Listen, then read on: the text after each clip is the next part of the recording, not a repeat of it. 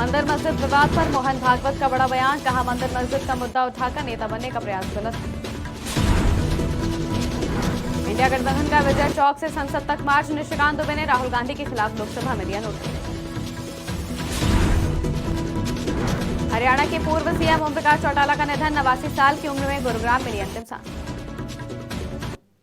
नमस्कार, स्वागत है आपका आज की खबर में। मैं हूं आपके साथ महिमा शर्मा। बढ़ते हैं देश की बड़ी खबरों की ओर। यूपी में हाल ही के दिनों में मंदिर मस्जिद विवाद के मामलों में इजाफा देखने को मिला है, चाहे वो संभल की मस्जिद का विवाद हो या फिर बदायूं और जौनपुर की। लगातार हो रही मस्जिदों के सर्वे की मांग को लेकर यूपी सरकार विपक्ष के निशाने पर है।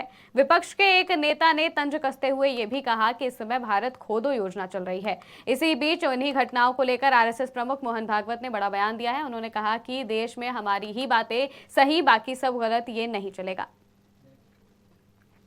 संसद में गुरुवार को हुए टकराव के बाद आज शीतकालीन सत्र के आखिरी दिन एक बार फिर इंडिया गठबंधन और एनडीए के बीच टकराव की स्थिति है। एक तरफ जहां विजय चौक से संसद तक मार्च के जरिए विपक्षी दलों का इंडिया गठबंधन विरोध प्रदर्शन कर रहा है, तो दूसरी ओर एनडीए सांसदों का एक बड़ा गुट संसद परिसर में कांग्रेस के खिलाफ विरोध प्रदर्शन कर रहा है। कांग्रेस सांसद प्रियंका गांधी वाड्रा केंद्रीय गृह मंत्री अमित शाह द्वारा राज्यसभा में डॉक्टर BR अम्बेडकर पर की गई टिप्पणी के खिलाफ इंडिया अलायंस के सांसदों के विरोध प्रदर्शन में शामिल हुए। इंडिया गठबंधन इस मुद्दे पर अमित शाह से माफी और उनके इस्तीफे की मांग कर रहा है।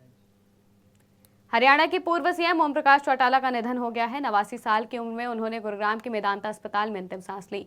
इनेलो सुप्रीमो को सुबह 11:30 बजे अस्पताल लाया गया। 12 बजे के बाद उन्होंने दम तोड़ दिया। चौटाला के निधन से हरियाणा और देश की राजनीति में शोक की लहर है। ओम प्रकाश चौटाला 7 बार के विधायक, 5 बार के सीएम रह चुके हैं। ओम प्रकाश चौटाला हरियाणा के पूर्व मुख्यमंत्री और उप प्रधानमंत्री चौधरी देवीलाल के बेटे हैं। ओम प्रकाश चौटाला का जन्म 1 जनवरी 1935 को हरियाणा के सिरसा जिले के चौटाला गांव में हुआ था। चौटाला हरियाणा के 7वें मुख्यमंत्री रहे। चौटाला साहब एक राजनीतिक परिवार से संबंध रखते थे और उनका हरियाणा की राजनीति में एक बहुत लंबा इतिहास रहा है और मेरे को भी सौभाग्य से उनके कैबिनेट में स्थान मिला और मैं मानता हूं कि हरियाणा में एक अच्छा राजनेता खो दिया। एक मेहनती, लगनशील और अथक प्रयास करने वाला एक आदमी रहे और परमात्मा से यही प्रार्थना करता हूं कि परमात्मा उनकी आत्मा को शांति दे, उनके परिवार को सांत्वना दे। और चौधरी देवीलाल के साथ मैंने अपना राजनीतिक कैरियर शुरू किया 1987 में। उसके बाद ओम प्रकाश चौटाला जी जनता दल के प्रधान बने हरियाणा के। तब से बहुत लंबे समय तक साथ रहा। राजनीति में उतार चढ़ाव रहते हैं, कभी मनमुटाव भी हमारा हुआ, लेकिन हरियाणा ने एक अच्छा राजनेता खो दिया। चाहे वो सत्ता में रहे चाहे विपक्ष में रहे, उनने हरियाणा के किसानों की, आम आदमी की आवाज को हर पटल पर उठाया। आज देखो, ये हमारे लिए और पूरे हरियाणा के लिए, पूरे भारत के लिए बहुत दुख की घड़ी है। जो एक हमारे बहुत बड़े नेता और जिन्होंने हमारे मुख्यमंत्री भी हरियाणा के कई बार रहे और उनके देवीलाल जी के पुत्र रहे और उनके परिवार को भी मैं इस दुख की घड़ी को सहन करने के लिए भगवान से प्रार्थना करता हूँ, उनको सहन करने की शक्ति दे। देखो, चौटाला जी इनेलो के जो स्थापक थे और इनेलो को स्टैंड करने में या इनेलो पार्टी बनाने में ही उनका बहुत बड़ा सहयोग रहा और वो हरियाणा के ही नहीं पूरे भारत के बड़े नेता थे। आज बड़े दुखद के साथ आज हमारे बीच में पूर्व मुख्यमंत्री ओम प्रकाश चौटाला जी नहीं रहे। ऐसे नेता, किसान नेता, मजदूर, व्यापारी, इस प्रदेश के हितैषी मुख्यमंत्री रहे ओम प्रकाश चौटाला जी और अपनी बात को मनाने में सक्षम थे। चाहे एनडीए की सरकार रही उसमें शामिल रहे तो अपनी बात को मनवाने में रहे। तो मैं तो कहूँगा कि ओम प्रकाश चौटाला के जीवन से बहुत कुछ हमको मिला।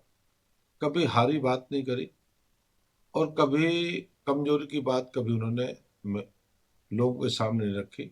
ऐसे नेता प्रदेश, इसकी बहुत बड़ी हानि प्रदेश को हुई है, उसकी भरपाई नहीं हो सकती। मैं तो कहूँगा कि ऐसे नेता हमारे बीच हैं, भगवान अपने चरणों में उनको स्थान दे। मैं तो प्रभु से यही कहूँगा। आज बड़े राजस्थान की राजधानी जयपुर में 20 दिसंबर सुबह सुबह भीषण सड़क हादसा हो गया। यहां एक एलपीजी और सीएनजी ट्रक में भीषण टक्कर हो गई। हादसा इतना भयावह था कि इसकी चपेट में आए कई लोग जिंदा जल गए। हादसे में कई लोगों की दर्दनाक मौत हो गई है। इस घटना में घायल लोगों को इलाज के लिए जयपुर के सवाई मानसिंह हॉस्पिटल में भर्ती कराया गया है, जहां सीएम भजन लाल घायलों को देखने के लिए अस्पताल पहुंचे। राजस्थान के मंत्री गजेंद्र सिंह खिमसर ने बताया कि पुलिस और प्रशासन मौके पर है। अस्पताल में और बेड लगाए जा रहे हैं ताकि सभी घायलों का इलाज हो सके। संभल में मंदिर मिलने के मुद्दे का मामला गरमाया हुआ है। इसी बीच एएसआई ने यहां मंदिर में कार्बन डेटिंग की। भारतीय पुरातत्व सर्वेक्षण ने संभल में स्थित प्राचीन कार्तिकेय मंदिर की कार्बन डेटिंग गुपचुप तरीके से संपन्न की। इस प्रोसेस के लिए एक 4 सदस्यीय विशेषज्ञ टीम तैनात की गई थी। एएसआई ने संभल में 5 तीर्थ स्थलों और 19 प्राचीन कूपों का निरीक्षण भी किया। देश की बड़ी खबरों में फिलहाल इतना ही। देश और दुनिया की तमाम खबरों के लिए देखते रहिए आज की खबर।